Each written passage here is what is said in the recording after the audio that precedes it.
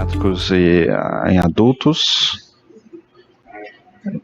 e tentar mostrar patologia e cenários clínicos que ainda não foram mencionados aqui. Certo? Vamos ver se vai funcionar.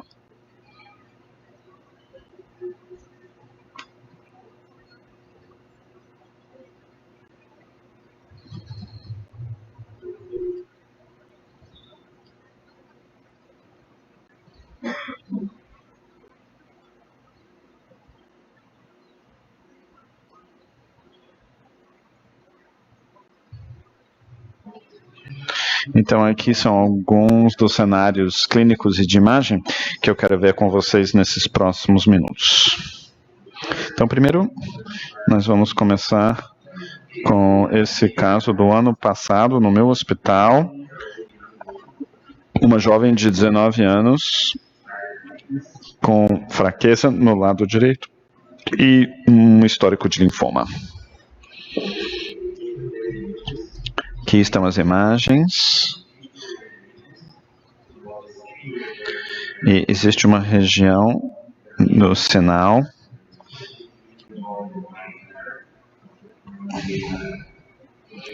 E quase não dá para ver na imagem T2. E alguns minutos depois também fizemos tomografia sem contraste. E vejam aqui se tem alguma coisa estranha.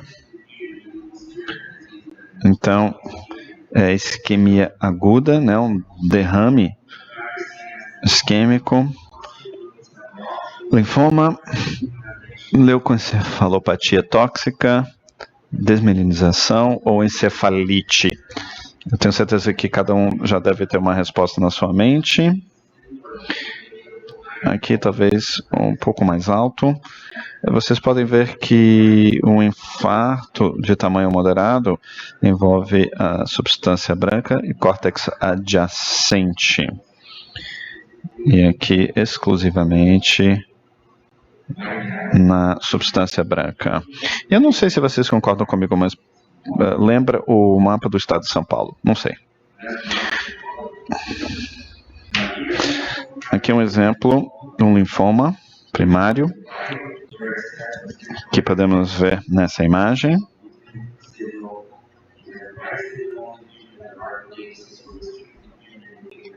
Que indica uma alta celularidade e algumas regiões de realce muito intenso. Um outro exemplo, glioma em forma de borboleta. Esse realce intenso. Aqui um caso clássico. The case in question, but on T2 it's very bright. É muito claro. Aqui nas margens da lesão. E o anel incompleto de realce. Porque aqui a inflamação e desmineralização está acontecendo do centro para a periferia. Percebam como existe uma abertura total aqui. Bom, a outra coisa para perceber é o tamanho da lesão. Existe pouco efeito em massa.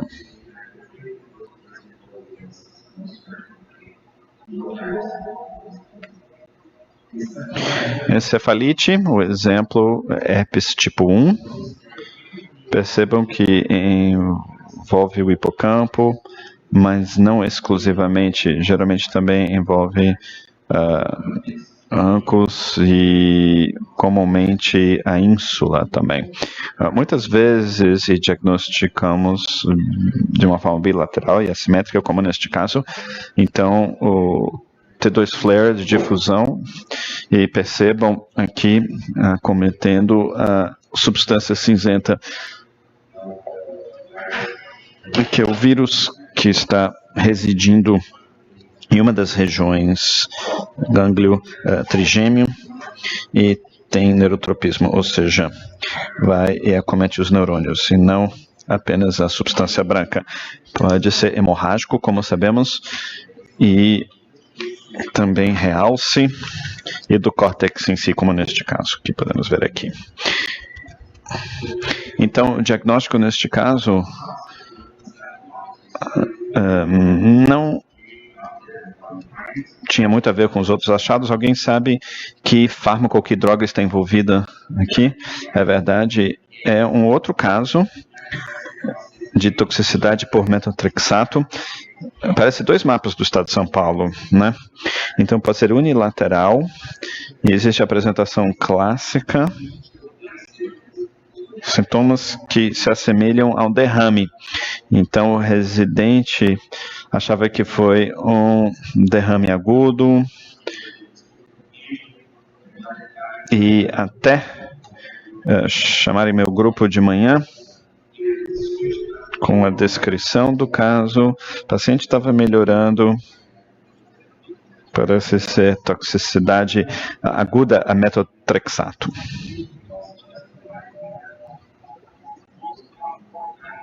Isso é comum com metotrexato intravenoso e geralmente é reversível. Então, caso número 2, na fossa posterior, porque nós recebemos muitas perguntas. O que vocês chamam esse espaço maior? E, na verdade, aqui é um exemplo. Percebam que aqui ele tem ventrículos irregulares, não é um shunt, mas parece que são assimétricos. Então, aqui, cerebelo. Essa descrição aqui. Então, em relação a um caso normal. Então, isso é uma formação Dandy-Walker, cisto aracnoide, uma fossa posterior, um cisto Blake pouch, ou é um quarto ventrículo preso. Então, é uma formação, você precisa ter todos os achados de hipoplasia grave e uma comunicação com o quarto ventrículo, geralmente associado a hidrocefalia. Talvez é muito simples, mas a fisiopatologia mais comum é que você tem recanalização tardia durante o desenvolvimento do cérebro, que o quarto ventrículo vai se expandir e comprimir o cerebelo. O problema é que depois o bebê nasce, tem essa deformidade. Então, não necessariamente uma má formação, mas induzido por esse alargamento cístico. Também em fatores genéticos. Mas se você não vê todos esses achados que eu mencionei, você não pode chamar isso de Dandy-Walker. É melhor ser descritivo. Também é melhor evitar o termo variante Dandy-Walker, porque isso já foi utilizado na literatura para algumas entidades que não têm alargamento da fossa posterior. Então, uma formação Dandy-Walker quando você vê esse tipo de imagem. Agora, quando você vê algo que comprime o cerebelo, principalmente se for assimétrico, o cerebelo aqui está normal, não está girado, e aí você pode chamar isso de cisto aracnoide. A maioria das situações não está associado à hidrocefalia, não há uma significância clínica.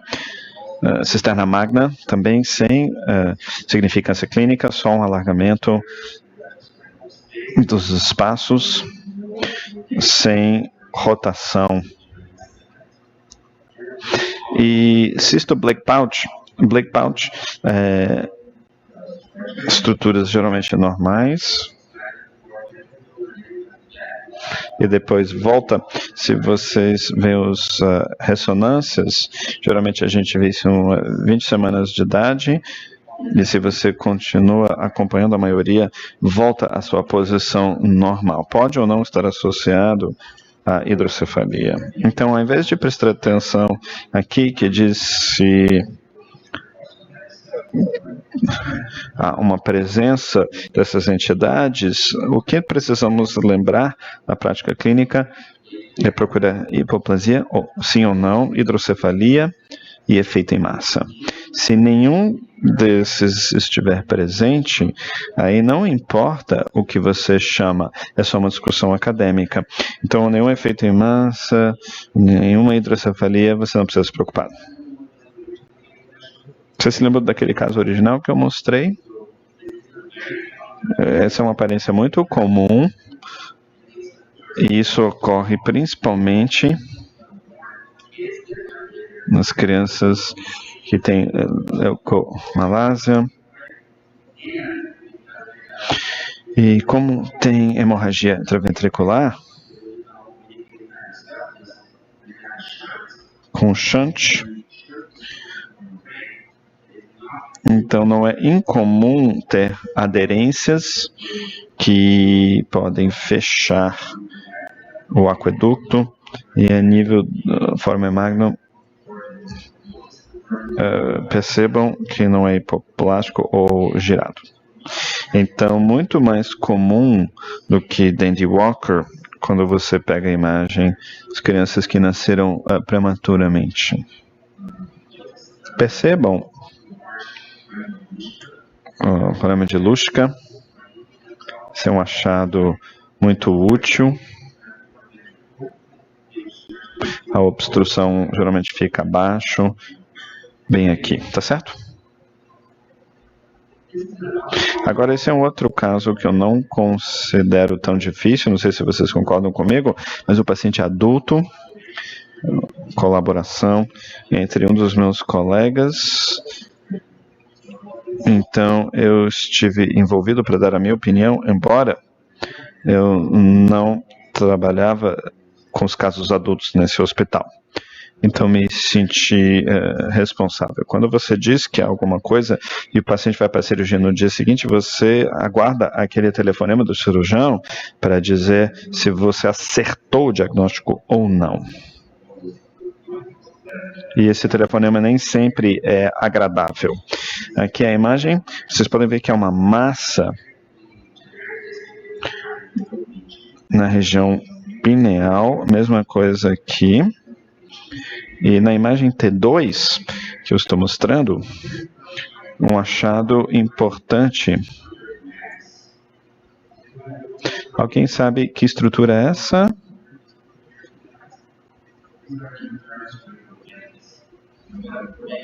Então, qual é essa informação? Que essa massa não é da glândula pineal, mas ao invés, na junção que empurra a veia para baixo.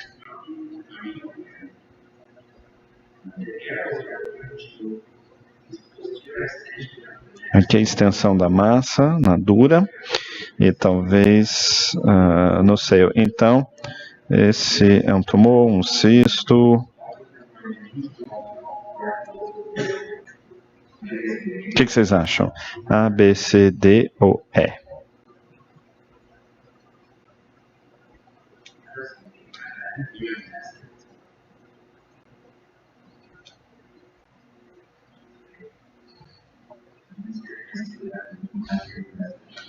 Bom, aqui a tomografia com uma massa densa, isso geralmente significa celularidade. Aqui ADC, um sinal mais escuro, um pouquinho de celularidade, componentes císticos e sólidos, pós-contraste, e podemos ver que aqui a hidrocefalia obstrutiva que causa o aumento da pressão e papiledema.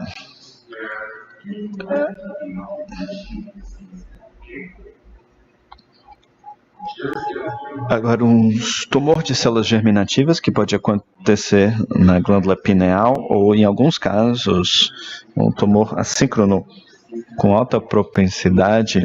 Então, quando você vê esse tipo de tumor nessa região, você tem que pensar nesse tipo de tumor que pode se apresentar no tronco e às vezes quando você tira a imagem com diabetes, procure o espessamento na hipófise e pensar nesse tipo de tumor. Agora, se você vê que a pele é totalmente normal, que a criança tem diabetes, isso sugere repetir ressonância com contraste. Aqui, o mesmo caso, altamente celulares, cisto, aquela lesão não era cística, mas algo que pode obstruir e causar hidrocefalia. Glioma, a característica mais importante aqui é a sua localização. O glioma no mesencéfalo é muito benigno, com crescimento lento. Não, às vezes não precisa ser tratado, a não ser com a obstrução que pode ser tratada com uma ventriculostomia por via endoscópica e geralmente a edema como evidência da hidrocefalia descompensada. Então, um diagnóstico é esse. O tumor na dura invadindo o seio sagital. E também o achado importantíssimo do tumor está acima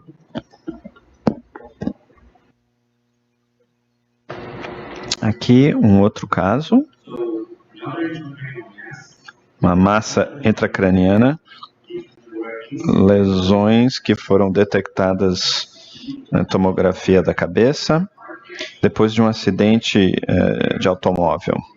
E aqui podemos ver essa lesão em T1, muito escura em T2, então por intensa é quase escura, preta, e com esse tipo de realce. Isso é intraaxial ou inter? Se considerarmos, algumas pessoas acham que é extraaxial, podemos pensar em meningioma, sarcoide ou tuberculose ou até um linfoma. Então, o que é importante neste caso, essa lesão, e parece que está importando o córtex e a extraaxial, na verdade, tem baixa intensidade de sinal em T2, né? Percebam aqui também. E nós sabemos, meningiomas, se não são calcificados, geralmente esse tipo de sinal em T1 e em T2 também. Cada vez que eu vejo esse tipo de massa com baixa intensidade de sinal, eu penso em esse tipo de etiologia. Fibroso é um tumor solitário fibroso da dura, que pode imitar angioma. E outros são menos comuns. E também sarcoide e tuberculose. Então, neste caso, nós falamos para o cirurgião, a aparência foi atípica para um meningioma e a multiplicidade de lesões sugere um diagnóstico diferente como sarcoide, um raio-x normal, mas a biópsia mostra que sarcoide foi tratado de uma forma sistêmica e não com cirurgia, tá certo? Então, o diagnóstico final, neurosarcoidose. E nós já vimos a aparência na coluna, e é interessante que existem algumas características comuns. Uma delas é que sarcoide é uma doença sistêmica que pode te dar um realce anormal no parênquima e também na dura. E pode ser simultâneo em todos os espaços também, pode te dar nódulos parênquimais,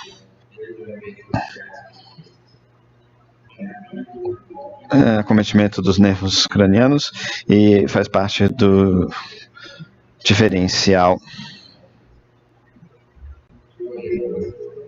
Massas na base dural. Então lembre-se, se não é calcificado, pense em fibroso. Bom, eu achei este caso muito interessante porque se o neuroradiologista não fizer o diagnóstico, aí teríamos muitos casos com a mesma etiologia e não seria diagnosticado durante um ano. E o paciente passando por a história natural da doença. Então, esse homem de 76 anos, com dificuldades na fala e na memória, histórico de hipertensão, diabetes e câncer de próstata. A gente não sabia se isso era relevante, então analisamos e isso é típico. Né, alterações típicas de substância branca. Não tem nada muito notável, mas aí analisamos os lobos temporais e aí existe uma anomalia que acomete o córtex, ou pelo menos causa inchaço, e não é um local comum para alterações de pequenos vasos. Quando nós vemos lesões perpendiculares, pensamos em esclerose múltipla. Quando nós vemos algo nesse local, podemos pensar em catazil.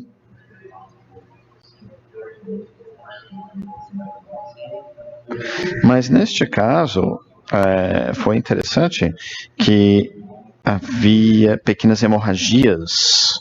Isso provavelmente são artefatos, mas no gradient echo, algumas hemorragias associadas a essa região de intensidade anormal do sinal. É um tipo de encefalite, aqui é vasculite do sistema nervoso central. Eu acho que com certeza seria um diferencial. É catazil ou é o que, afinal? É uma outra condição de inflamação que é relacionada. E é isso que era exatamente neste caso. É um pouco diferente do que só uma angiopatia amiloide. Aqui é deposição da proteína amiloide num local de inflamação no cérebro e causa confusão, desorientação e déficits cognitivos. Se for tratado com corticoides, vai levar à melhora clínica do paciente. Infelizmente, este caso foi bom identificado e tratado. Eu tenho alguns casos onde não foi identificado e o paciente continuou deteriorando e essas áreas progrediram a perda de volume regional nos lobos temporais. Parece que é um local comum, mas com certeza não é exclusivo. E acomete a substância branca corticoide. Então, vamos pensar aqui, algumas pessoas sabem disso, que não é só isso, mas inflamação, mas também pode ser área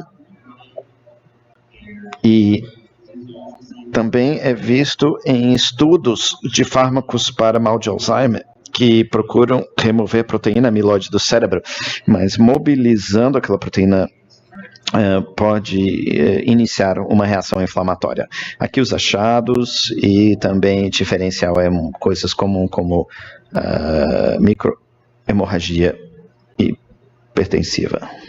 E aqui é o último caso que eu quero mostrar para vocês, o caso quando eu era fellow. E eu vou dizer o que aconteceu com essa paciente. Foi uma jovem de 19 anos, com hemiparese do lado direito durante uma semana e algum déficit visual.